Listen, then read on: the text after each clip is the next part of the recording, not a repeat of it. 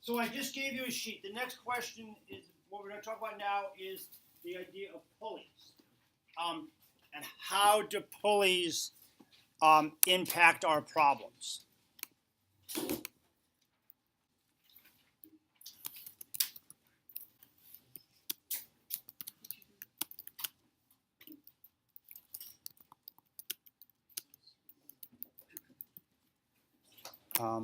So the big deal on pulleys is that pulleys just change the direction. Pulleys only change direction, not force. At least until now, until we get farther along in the year, a pulley is only going to change the direction. It's not going to change the force. At some point, if the pulley has a mass associated with it, then it's going to require a torque or a force to get it moving so that it will affect. Yep, any question? I wish I could be less pedantic, but it's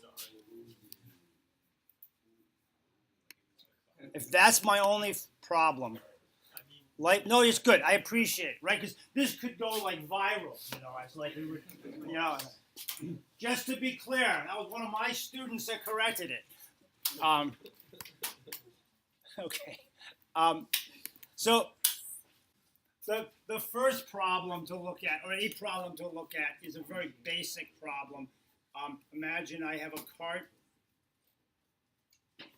with a rope or a string attached to a block. And I think I labeled these things as M1 and M2. And what's the first step of doing any problem like this? Free body diagram. So I'm going to draw a free body diagram for each of these. The free body diagram of one is going to be the weight of one, the normal force on one. It's going to have a tension.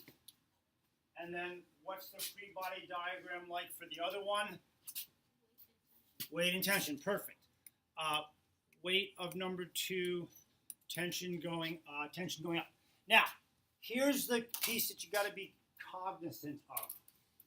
Now it's really important to define a direction for the acceleration.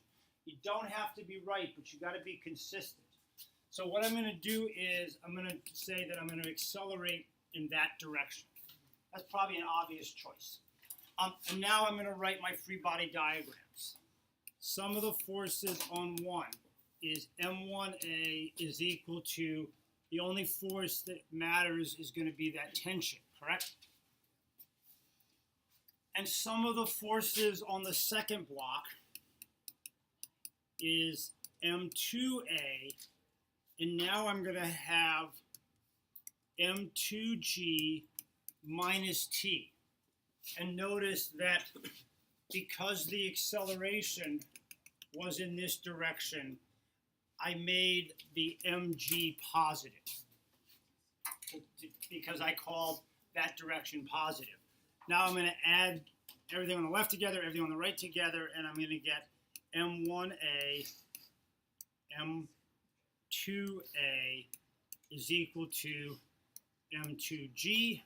Rewriting this, I get a is m2g over m1 plus m2. Notice that this looks like what I would expect. This looks like the net force over the total mass. So I feel pretty good about this. We can talk about limiting cases for this. So do you remember we talked a little bit about this already, but what is a limiting case? So what would a limiting case look like? Any ideas? What is when I say a limiting case, what do you think I mean? I'm trying to make sure this equation makes sense. So what does a limiting, what are the, yes, Jack? So the total mass was 0. Good idea, not what I was thinking. I'm going to edit this all out, so you feel free to answer it wrong. Like, what would be a simple case? If you wanted to see if I made sense, if it made sense, Deidre, think about, like, what would be, like, an obvious case? What happens if tell me what you would expect if M1 equals 0. Okay, so Deidre, what would be an example of a limiting case? So if M1 equals 0, M1 equals 0, then the acceleration would look like M2G over M1 plus M2. That would go away. The acceleration would look like M2 over M2 times G. So the acceleration would be G. Check. That makes sense. What would be the other obvious limiting case? Not M1 equals 0, but M2 equals 0. So if M2 were to equal 0,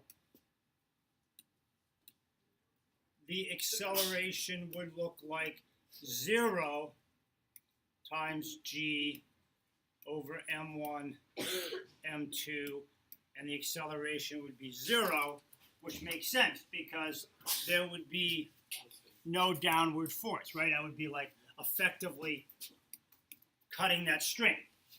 So there would be no acceleration. Does that make sense?